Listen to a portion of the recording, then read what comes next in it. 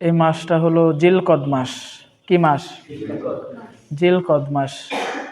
কেউ কি বলতে পারবেন জিলকদ শব্দের অর্থ কি? জিলকদ শব্দের অর্থ হলো উপবেশন করা। উর্দুতে বলে বৈঠা আনা, বাংলাতে বলা হয় বসা। উপবেশন করা বা বসা। তো জিলকদকে জিলকদ নামকরণ করা হয়েছে কেন? জিলকদ শব্দের অর্থ বসা। কেন বসা? কারণ এই জিলকদ মাসে জাহেলিয়া যুগ, নবীজির আগমনের পূর্বে যে যুগটা ছিল ওইটাকে জাহেলিয়া যুগ বলে নাকি? কারণ তখন কোরআন এবং সুন্নাহ, আমার মদিনাওয়ালার যে বাণী মুবারক, আল্লাহ পাকের কালাম, এগুলা পৌঁছায় নাই। এই কোরআনের আলোতে, ইসলামের আলোতে মানুষ আলোকিত হতে পারে নাই, অন্ধকারের ছন্ন ছিল, ঠিক নেই? এই কারণে জাহেলিয়া যুগ বলা হয়। অন্ধকার যুগ কিংবা মূর্খের যুগ, অজ্ঞতার যুগ, ঠিক না? তো নবীজি আসার কারণে হয়ে গেছে সোনালী যুগ। সুবহানাল্লাহ বলেন। তো ওই জাহিলি যুগেও কিন্তু এই জিলকদ মাসকে সম্মান করা হইতো। জিলকদ মাসে হজের উদ্দেশ্যে মানুষ কাবা শরীফে যাইতো। ওই মাসে যুদ্ধ বিগ্রহ বন্ধ থাকতো, তারা বসে থাকতো, যুদ্ধ থেকে বিরত থাকতো, বসে থাকতো। এজন্য এটাকে জিলকদ মাস বলা হয়। সুবহানাল্লাহ। তো জাহিলি যুগেও কিন্তু এই মাসটাকে সম্মান করা হইতো। 12টা মাসের মধ্যে 4টা মাস হারাম আছে। হারাম মানে কি? ওই মাসে যুদ্ধ বিগ্রহ করা, কলহ, এই যে দাঙ্গা হাঙ্গামা করা নিষেধ। কিন্তু জাহিলি যুগেও তারা মানতো, কিন্তু আমরা মুসলমান হইয়া বর্তমানে মানি না, ঠিক না? দেখেন, রমজান মাসেও আমরা ঝগড়াঝাটি করি, রমজান মাসে আরো বেশি হয়, ঠিক না? তো মহিলারা বিশেষ করে রোজা থেকেও যেমন চিল্লানিটা চিল্লায়, রমজান মাসেও ছাড় নাই। হ্যাঁ, তো জাহিলি যুগেও কিন্তু এই জিলকদ মাসকে সম্মান করা হইতো। কিন্তু আমরা এখন এই যে মাসটাগুলোকে সম্মান করি না। কেন সম্মান করা হইতো? হজের কারণে। কিসের কারণে? হজের কারণে কাবা শরীফকে সম্মান করতো, কিন্তু নবীজির আগমনের আগেও। কারণ কাবা শরীফে মান্নত করলে ওই মান্নত পূরণ হইতো, এবং কাবা শরীফের বিরুদ্ধে যারা বিরোধিতা করতো তারা ধ্বংস হয়ে যেত। কারণ এটা তো আল্লাহর ঘর, ভিতরে না মূর্তি ঢুকাইছে। মূর্তি তো খারাপ হইতে পারে, কিন্তু আল্লাহর ঘর তো আর খারাপ না। আমরা গুনাহগার হইতে পারি, আমরা নাপাক হইতে পারি, কিংবা আমরা অনৈতিক কাজ করতে পারি, কিন্তু আল্লাহর ঘর, মসজিদ তো আর অপবিত্র না। মসজিদ তো আর কোনো কিছু করছে না, ঠিক না?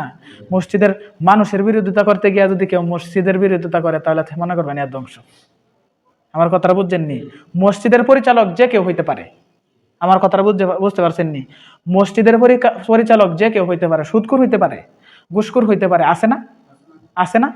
আছে। সুদখোর, ঘুষখোর, সন্ত্রাস, বদমাইশ মসজিদের পরিচালক হইতে পারে, কিন্তু মসজিদের কি দোষ আসছে? তার বিরোধিতা করতে গিয়ে যদি তুমি কও যে মসজিদ ভেঙে গেলে, হবে না।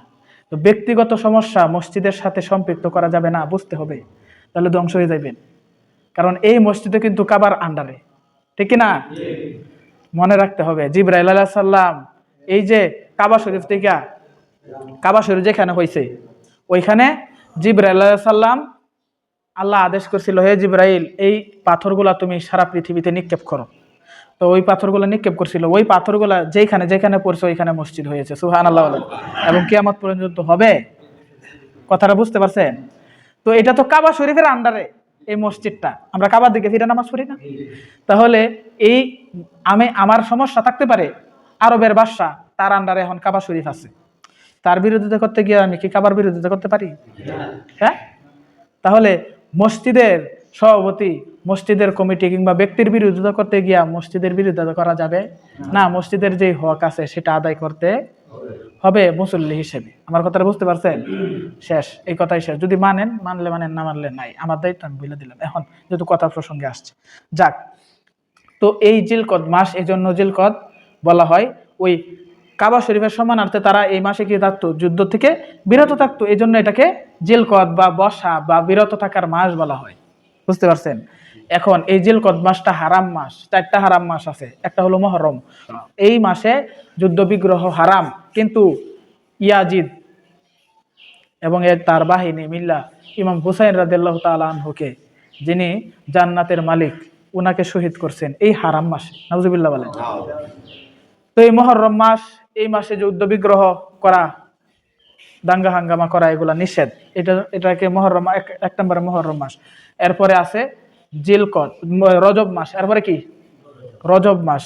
এরপরে আছে জিলকদ এবং জিলহজ। এই জিলকদ, জিলহজ এবং মহরম এই তিনটা একসাথে। আর ওই যে আপনার রজব মাস ওইটা একটু আলাদা।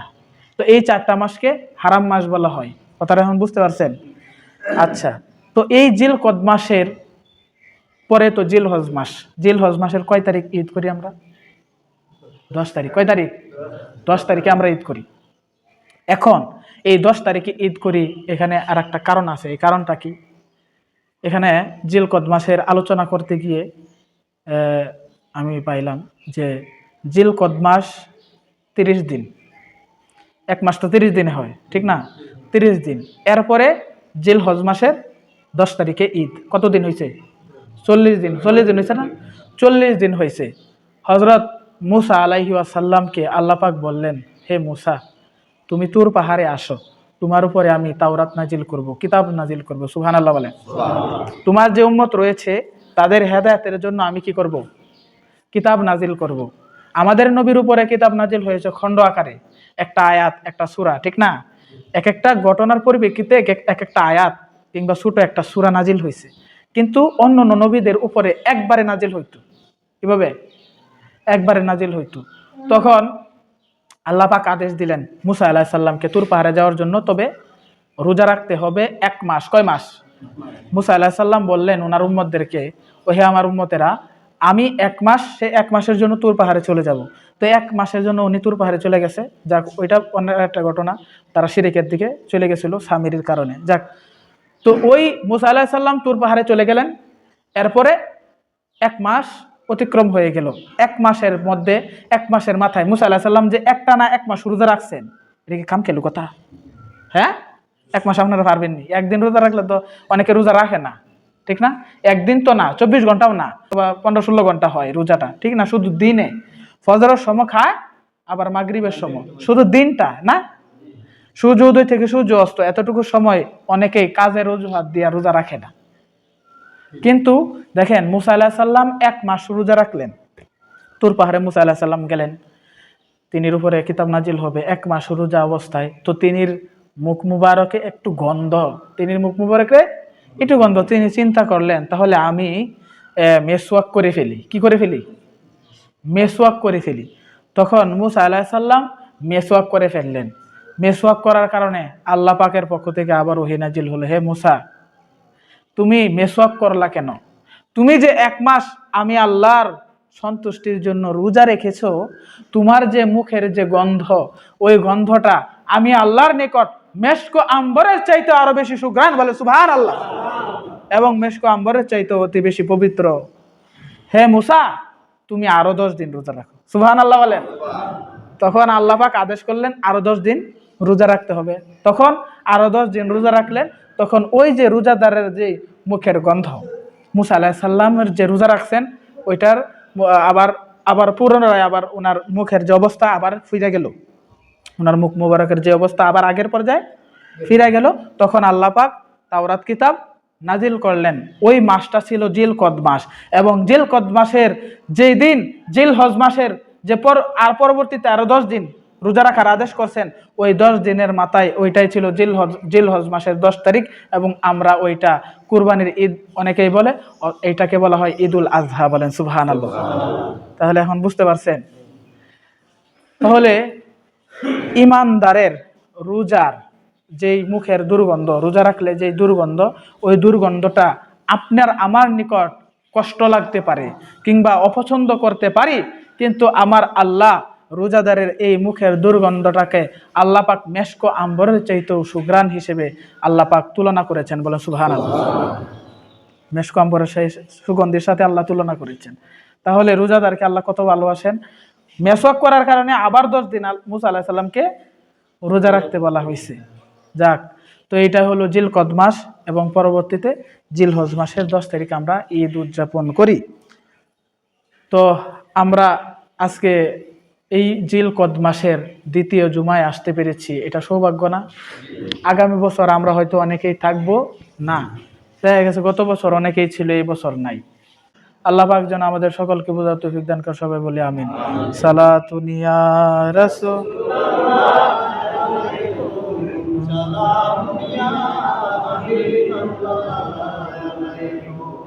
সালাতুন ইয়া রাসূল,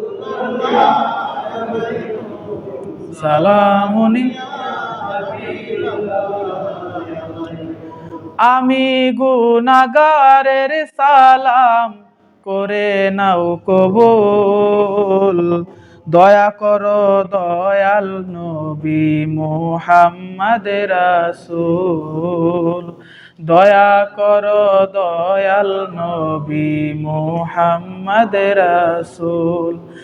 আমি গুনাহগারের সালাম, আমি গুনাহগারের সালাম করে নাও কবুল, দয়া করো দয়াল নবী মুহাম্মদ রাসূল, দয়া করো দয়াল নবী মুহাম্মদ রাসূল। তুমি আরশে ছিলা, গুনাহগারদের তরাইতে দুনিয়ায় আসলা। তুমি আরশে ছিলা, গুনাহগারদের তরাইতে দুনিয়ায় আসলা। সারা জনম কাটাইলা, সারা জনম কাটাইলা কাদিয়া আকুল, দয়া করো দয়াল নবী মুহাম্মদ রাসূল, দয়া করো দয়াল নবী মুহাম্মদ রাসূল। আমি গুনাহগারের সালাম, আমি গুনাহগারের করে নাও কবুল, দয়া করো দয়াল নবী মুহাম্মদ রাসূল, দয়া করো দয়াল নবী মুহাম্মদ। তোমার দিদারের আশায় দিবানিশি পেরেশানি আমার কলিজায়, তোমার দিদারের আশায় দিবানিশি পেরেশানি আমার কলিজায়। কোথায় গেলে পাবো তোমায়, কোথায় গেলে পাবো মাখতে চরণ ধুল, দয়া করো দয়াল নবী মুহাম্মদ রাসূল, দয়া করো দয়াল নবী মুহাম্মদ। আমি আর কিছু না চাই, কেবলমাত্র তোমার দয়ার কিঞ্চিত যদি পাই। মগল আর কিছু না চাই, কেবলমাত্র তোমার দয়ার কিঞ্চিত যদি পাই। তুমি বিনে ভরসা নাই, তুমি বিনে ভরসা করছি যত ভুল, দয়া করো দয়াল নবী মুহাম্মদ রাসূল, দয়া করো দয়াল নবী মুহাম্মদ। মগল কাঁদে নিরালাই, জীবনের ভুল সংশোধিতে পড়ছি সমস্যায়। মগল কাঁদে নিরালাই, জীবনের ভুল সংশোধিতে পড়ছি সমস্যায়। ডুবে মইলাম পাপের দরিয়ায়, ডুবে মইলাম পাপের দরিয়ায়, পাই না কোনো কুল, দয়া করো দয়াল নবী মুহাম্মদ রাসূল, দয়া করো দয়াল নবী মুহাম্মদ। আমি গুনাহগারের সালাম, আমি গুনাহগারের করে নাও কবুল, দয়া করো দয়াল নবী মুহাম্মদ রাসূল। কিছুক্ষণ আগে মাইকে শুনতাছি এই গানটা সব সময় একটা মুরব্বী বলে যে চিন্তা করে দেখো না কবরে কি যাইবা না, ওই কবরে আল্লাহ বিনে সঙ্গী কেহ হবে না। আপনারা শুনেননি? আচ্ছা, এখন আপনাদের কাছে আপনারা চিন্তা করে দেখেন তো। আচ্ছা, চিন্তা করে দেখো না কবরে কি যাইবা না, এটা তো বুঝলাম, এটা সুন্দর কথা। তো ওই কবরে আল্লাহ বিনে সঙ্গী কেহ হবে না, এটা কতটুকু যুক্তিযুক্ত? এটা যারা মূলত মনে করে এই বিশ্বাস আছে যে আল্লাহ কবরে গেলে দয়া করব, কিংবা আল্লাহ বিনে আর কোনো উপায় নাই, এরা নিশ্চিত জাহান্নামে যাইবে। কেন? কারণ কি? এখন কারণটা বলতে হবে। দেখেন, আপনি যতদিন দুনিয়াতে বেঁচে আছেন, আপনি যত গুনাহই করেন না কেন, আপনার গুনাহ আসমান এবং জমিনের যে মধ্যখানে যে জায়গাটা আছে, এই জায়গা সবটা বইরা গেছে। গুনার পাহাড় আপনার, কিন্তু আল্লাহ তার চেয়েও তো দয়ার সাগর, ঠিক কিনা বলেন? আপনি গুনাহ কতটুকু করবেন, আমার আল্লাহ তো দয়ার সাগর। আল্লাহর দয়ার কি কমতি আছে? কমতি নাই। আল্লাহ মাফ করনেওয়ালা। আপনি যত গুনাহ করেন না কেন, যদি মাফ চাওয়ার মতো চাইতে পারেন, আল্লাহ পাক ক্ষমা করে দিবেন, ঠিক না? তুবু ইলাল্লাহি তাওবাতান নাসুহা। কিন্তু আপনি যখন মারা যাবেন, মারা যাওয়ার পরে কবরে যদি মাফ চান, লাভ হইব? লাভ হবে? তো জাহান্নামে যারা যাবে তারা তো সবাই বলবো যে গো আল্লাহ মাফ, আল্লাহ বাঁচাও, আল্লাহ বাঁচাও, ইয়া নাফসি করবে হাসরের ময়দানে। জাহান্নামে সবাই তো আল্লাহ আল্লাহ চিৎকার করবো, কিন্তু আল্লাহ কি আর বাঁচাইবো? বাঁচাইবো কেডা? আমার মদিনাওয়ালা, ঠিক কিনা বলেন? আমার মদিনাওয়ালা ছাড়া আর উপায়। কঠিন হাসরের দিনে আখেরি নবীজি বিনে পাপী উম্মত কে করিবে পার, ঠিক না বলেন? তো ওই কবরে হাসরে আমার মদিনাওয়ালা ছাড়া উপায় নাই। আল্লাহ, আপনি যখন দুনিয়াতে বেঁচে আছেন, আল্লাহর যে ৯৯টা নাম আছে কিংবা ৩,০০০ নাম আছে, ওইটা আমরা তো ৯৯টা জানি। আল্লাহর যে সিফাতি ৯৯টা নাম আছে, একটা নাম কাহার। এই কাহার নামটা দুনিয়ার জন্য প্রযোজ্য না। আপনি যতদিন বেঁচে থাকবেন, রহমান, রহিম, গাফফার, সাত্তার, রাজ্জাক, যত নামের যে আল্লাহর গুণাবলী আছে সবগুলো আল্লাহর কাছে পাবেন, চাইলেই পাবেন। কিন্তু মারা যাওয়ার সাথে সাথেই আল্লাহ আপনার সাথে কাহার হয়ে যাবে। তখন আর দয়া মায়া থাকবে না। যা মাফ চাওয়ার দুনিয়াতে চাইতে হবে, কবরে গেলে আর মাফ পাওয়া যাবে না। তো এটা বুঝতে হবে, কবরে আল্লাহ কাহার হয়ে যাবে, দুনিয়াতে আল্লাহ গাফফার, কবরে আল্লাহ কাহার। দুনিয়াতে ক্ষমা করনেওয়ালা, আর কবরে গেলেই ক্ষমাহীন, মানে দয়া মায়াহীন, আর মাফ পাওয়া যাবে না দুনিয়াতে। এটা হলো পরীক্ষার সময়। তো পরীক্ষার সময় পার হয়ে যাওয়ার পরে আপনি গিয়া যদি বলেন যে আমি পরীক্ষা দিতে পারবেন? একটা নির্ধারিত সময় আছে, ওই সময়ের মধ্যে আপনার পরীক্ষা দিতে হবে, ওই সময়ের মধ্যে আপনার হল থেকে বের হয়ে যেতে হবে, ঠিক না বলেন? তাহলে আপনি সাকসেস। তো দুনিয়াটা হলো পরীক্ষার কেন্দ্র। এটা হলো আর দুনিয়া মাজরাতুল আখিরা, এটা হলো আপনার আখেরাতের কর্মস্থল। আপনি এখানে যাই চাষবাস করবেন, যা কর্ম করবেন, ওইখানে ফল পাবেন, ঠিক না? তো এখানে আল্লাহ দুনিয়াতে সঙ্গী হতে পারে, আল্লাহ রহমান রহিম, কিন্তু আখেরাতে কবরে আমার মদিনা ওয়ালা বিনে আর কেহ সঙ্গী হবে না। ঈমান আমারে আপন, নবীজি আমারে আপন, নবীজি আমারে সাথী, ওই কবরে নবীজি বিনে থাকবে না কেউ সাথী, ওই কবরে নবী বিনে থাকবে না কেউ সাথী।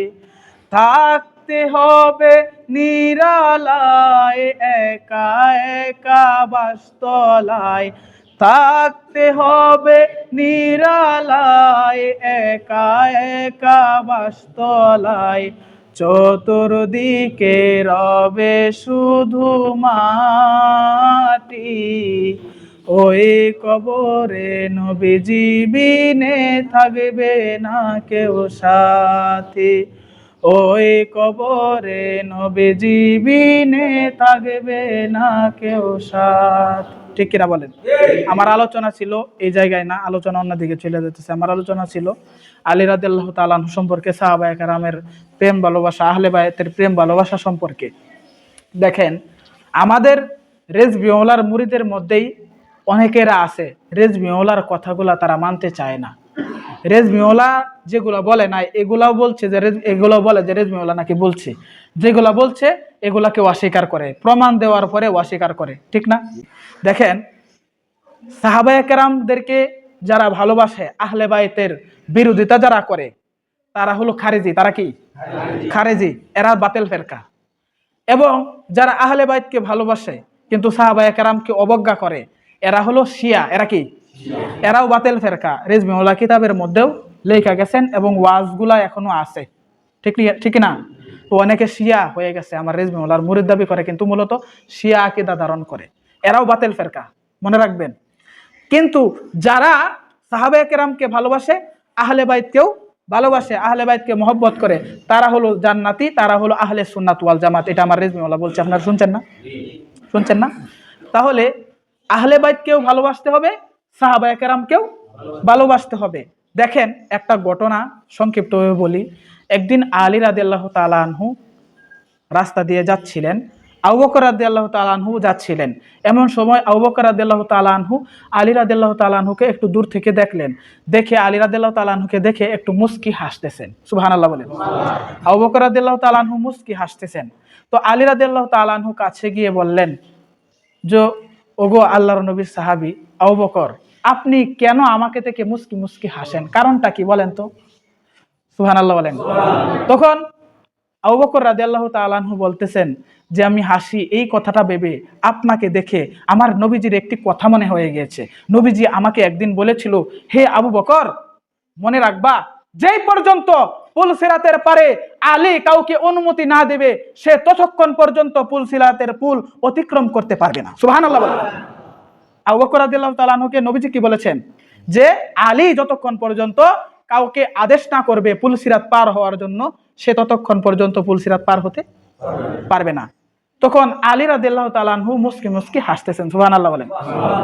আলী রাদিয়াল্লাহু তাআলা আনহুকে আবু বকর রাদিয়াল্লাহু তাআলা আনহু জিজ্ঞেস করলেন, হে আলী, আমি তো একটা কারণে হাসলাম আর কারণটাও বললাম, তাহলে এখন আপনি হাসতেছেন কেন? এই কারণটা বলেন। তখন আলী রাদিয়াল্লাহু তাআলা আনহু বলতেছেন, নবীজিও আমাকে আপনার বিষয়ে একটি কথা বলেছিল, এই বিষয়টা আমার আজকে মনে হয়ে গিয়েছে, এজন্য আমি হাসতেছি। বলেন সুবহানাল্লাহ। তখন আবু বকর রাদিয়াল্লাহু তাআলা আনহু বললেন, কি বলেন, কি কোন কথাটা মনে হয়ে আপনার হাসি পাচ্ছে, আপনি হাসতেছেন, মুস্কি মুস্কি খুশি হয়েছেন, বলেন তো? তখন আলী রাদিয়াল্লাহু তাআলা আনহু বলতেছেন, হে আবু বকর, শুনেন, একদিন নবীজি আমাকে বলতেছে, হে আলী, যেই ব্যক্তির অন্তরে আমার আবু বকরের প্রতি ভালোবাসা নেই, আমার আবু বকরের প্রতি মহব্বত নেই, তাকে তুমি পুল সিরাতের পুর পার হওয়ার আদেশ দিবে না। বলেন সুবহানাল্লাহ। কি বলতেছেন? দেখবে, যার অন্তরে আমার আবু বকরের প্রতি ভালোবাসা নেই, তাকে তুমি পুল সিরাতের পুল পার হওয়ার জন্য আদেশ দিবা না, কিংবা পুল সিরাত পার হওয়ার জন্য সাহায্য করবা না। তাহলে আপনি এখন চিন্তা করে দেখেন, আপনি আলী রাদিয়াল্লাহু তাআলা আনহুকে ভালোবেসে যদি আবু বকর রাদিয়াল্লাহু তাআলা আনহুর বিরোধিতা করেন, আলী রাদিয়াল্লাহু তাআলা আনহু আপনাকে পুল সিরাতের পুল পার করতে সাহায্য করবে? এটা তো নবীজির আদেশ। আপনি নবীজির সুপারিশও পাবেন না, আলী রাদিয়াল্লাহু তাআলা আনহুকে পাবেন না, আবু বকর রাদিয়াল্লাহু তাআলা আনহুকেও পাবেন না। কিন্তু আপনি যদি আবু বকর রাদিয়াল্লাহু তাআলা আনহুর পক্ষ হয়ে মাওলা আলীর বিরোধিতা করেন, তাহলে কি পাবেন? পাবেন না। তাহলে মাওলা আলীকেও ভালোবাসতে হবে, আবু বকর রাদিয়াল্লাহু তাআলা আনহুকেও ভালোবাসতে হবে, অর্থাৎ সাহাবীদেরকেও ভালোবাসতে হবে, এবং কাকে ভালোবাসতে হবে? আহলে বাইতকেও ভালোবাসতে হবে। এটার নামই হলো ইমানদার আহলে সুন্নাত ওয়াল জামাত। তারাই হলো নাজাতপ্রাপ্ত দল। আল্লাহ পাক যেন আমাদের সকলকে বুঝার তৌফিক দান করে, সবাই বলি আমিন। দেখেন, এক মিনিটের কথা বলি। আলী রাদিয়াল্লাহু তাআলা আনহুর শান বলে শেষ করা যাবে না, আর সাহাবীদের শানও বলে শেষ করা যাবে না। আলী রাদিয়াল্লাহু তাআলা আনহুকে তো আমরা মানি না, প্রত্যেকের জায়গায় প্রত্যেক সম্মানিত। আলী রাদিয়াল্লাহু তাআলা আনহুর যে এলেম, যেটা কতটুকু যে আমি বইলা শেষ করে হতে পারতাম না। আপনাদেরকে একটা উদাহরণ দেই। আমরা তো কোরআন পড়ি, কিন্তু উনি তো এলেমের দরজা, ঠিক না? এটা নবীজির বাণী। কোরআনের যে জান, কোরআনের যে যত কিছু রয়েছে, কোরআনের ব্যাখ্যা বিশ্লেষণ যা কিছু আছে, হাকিকত, আলী রাদিয়াল্লাহু তাআলা আনহু জানেন, ঠিক না বলেন? আমরা কোরআন পড়ি কিন্তু কোরআন বুঝি না। দেখেন, কোরআন কতটুকু জ্ঞান যদি বোঝা যায়, কোরআনের মধ্যে কতটুকু জ্ঞান লুকায়িত। আলী রাদিয়াল্লাহু তাআলা আনহুর কাছে দুইটা মহিলা একদিন আসলেন, আয়েশা বলতেছেন, ওগো আমিরুল মুমিনিন, তখন আলী রাদিয়াল্লাহু তাআলা আনহু খলিফা, বলতেছেন যে আজকে রাত্রে একই ঘরের মধ্যে 2 জনের বাচ্চা প্রসব হয়েছে, কিন্তু একটা ছেলে হয়েছে একটা মেয়ে হয়েছে। তখন ছেলেকে নিয়ে সবাই কারাকারি করতেছে। তো 2 মহিলাই বলতেছে আমার ছেলে। তো অন্ধকারের মধ্যে হয়েছে, এখন কার ছেলে আর কার মেয়ে এটা বোঝা যাইতেছে না। তো আপনি একটা সমাধান দিয়ে দেন। এখন এটা কি সমাধান দেওয়া সম্ভব? আপনারা বলেন, বলেন। যে কোনো হুজুরের কাছে বর্তমানে যান, গিয়া দেখেন কি বলে। বলবো আমার কাছে এই সমাধান নাই। তবে বর্তমানে উন্নত প্রযুক্তি বাইর হয়েছে, ডিএনএ টেস্ট করে, কিন্তু তখন তো আর ডিএনএ টেস্ট ছিল না। দেখেন আলী রাদিয়াল্লাহু তাআলা আনহুর কি জ্ঞান, আর কোরআন কি জ্ঞান সম্পূর্ণ কিতাব, আমরা কোরআন বুঝি না। দেখেন তখন আলী রাদিয়াল্লাহু তাআলা আনহু ওই 2 মহিলাকে আদেশ করলেন, হে মহিলারা, আপনারা আপনাদের স্তনের দুধ 2টা পাত্রে একটু নিয়ে আসেন, আমার সামনে নিয়ে আসেন, তখন আমি বিচার করব যে কার ছেলে আর কার মেয়ে। তখন আলী রাদিয়াল্লাহু তাআলা আনহুর সামনে 2 মহিলার দুধ রাখা হইল। রাখার পরে আলী রাদিয়াল্লাহু তাআলা আনহু 2টা পাত্র ওজন করলেন, ওজন করে দেখলেন একটা পাত্র দুধ একই, দুধ এতটুকুই, কিন্তু একটা পাত্র দুধ একটু ওজন ঘন, আর একটা পাতলা এবং ওজনেও কম। তখন আলী রাদিয়াল্লাহু তাআলা আনহু বললেন, এই যে বাড়ি দুধ এটা কোন মহিলার? তখন ওই মহিলা বলল, এটা আমার। তখন বলল যে এইটা ছেলে সন্তান যেটা আছে ওইটা আপনার ছেলে সন্তান। মানে সুবহানাল্লাহ। তখন মানুষ জিজ্ঞেস করলো যে হুজুর এটা আপনি কিভাবে বললেন? তখন বলল, আলী রাদিয়াল্লাহু তাআলা আনহু বলল, কোরআনে আছে না, লিযযাকারি হাযযিল উনসায়াইন, আল্লাহ পাক বলেছেন যে 2 মহিলার সমপরিমাণ যেই সম্পদ কিংবা যা কিছু রয়েছে, একটা ছেলে 2 মহিলার সমপরিমাণ সম্পদ পাবে। বলছে না আল্লাহ, কোরআনে বলছে না, কিংবা আপনারা জানেন না? তো জানেন। তাহলে আল্লাহ পাক প্রত্যেকটা জায়গায় জায়গায় ভাগ করে দিয়েছেন। এই যে দুধ, যে দুধটা বাড়ি, আল্লাহ পাক যেহেতু এই কথা কোরআনে বলছেন, তাহলে প্রত্যেকটা জায়গায় আল্লাহ এই আইন রাখছে। তাহলে এই দুধটা যেহেতু 2 জন কন্যা সন্তানের সমপরিমাণ একটা ছেলে পায়, ঠিক তেমনি ভাবে আল্লাহ পাক দুধটাও বেশি পুষ্টি এবং বেশি ওজন দিয়েছেন ওই দুধের মধ্যে ছেলের জন্য। বলে সুবহানাল্লাহ। তাহলে চিন্তা করে দেখছেন আলী রাদিয়াল্লাহু তাআলা আনহুর কি জ্ঞান, কি জন্য তিনি কি জ্ঞানের দরজা বলা হয়েছে। আল্লাহ পাক যেন বুঝার তৌফিক দান করে, সবাই বলে আমিন। সারা রাত কাবলার জন্য ফিরেন।